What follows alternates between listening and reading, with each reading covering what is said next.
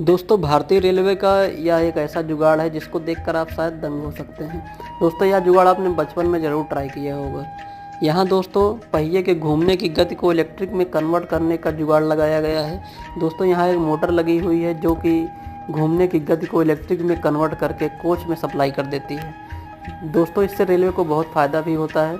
यह जुगाड़ दोस्तों पहले के ICF कोचों में ही इस्तेमाल होता था। दोस्तों, यह वीडियो आपको कैसा लगा कमेंट में ज़रूर बताएं और हमारे इस चैनल को सब्सक्राइब ज़रूर करें। धन्यवाद दोस्तों।